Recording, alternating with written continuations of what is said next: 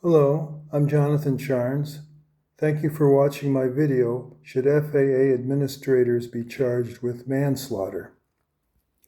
Involuntary manslaughter occurs when somebody dies through the negligence of someone else, or recklessness, or criminal negligence.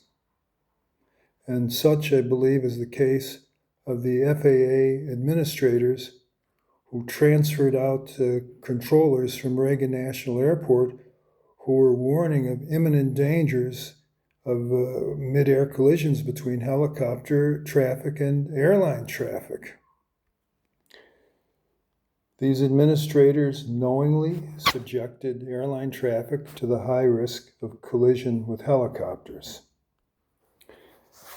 These administrators contributed to the deaths of 67 people by failing to correct the dangers the helicopters were causing after being informed by credible sources.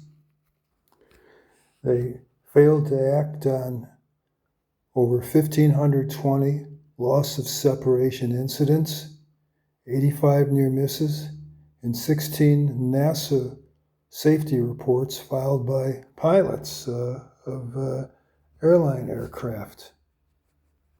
And of course, by the warnings of the controllers who they transferred out.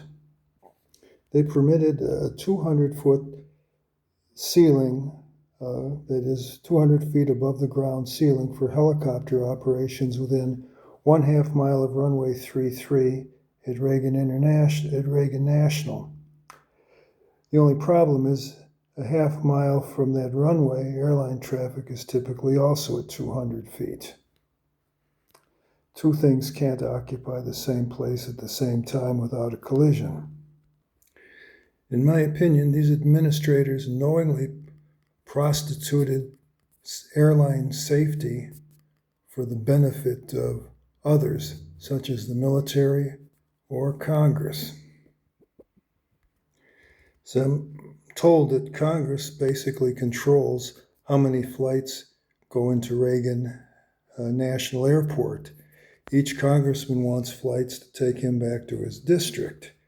So this increases the traffic there quite a bit. Plus you have a lot of military and other civilian helicopters that have to transit that area as well. So the congressmen quite possibly have put pressure on the FAA administrators to increase the amount of airline traffic as well as permit the helicopter traffic to continue through. In which case, these congressmen might also be guilty of manslaughter. And this is something the Department of Justice should do. The Department of Justice should at least start with the controllers, not the controllers, the controllers administrators who took them out of their positions, transferred them somewhere else for reporting unsafe conditions. Definitely that contributes to manslaughter. And then the question is, why did they do this? Were congressmen putting pressure on them to keep things as usual? Unfortunately, the FAA has a history of transferring out inspectors who are warning of unsafe conditions, such as that happened with Colgan Air. They had a fatal accident in February 2009 on an approach to Buffalo Airport. However, several months before that, several inspectors were transferred out because they were complaining about Colgan Air's unsafe conditions, or their concerns about Colgan Air. It's like the FAA administrators are shooting the messengers of bad news. Again, that should be considered for manslaughter by the Department of Justice. Ordinarily, I say contact your congressman to investigate this, but I think they're probably part of the problem. So we need to put pressure on the Department of Justice to get them to do their job and prosecute those guilty of manslaughter.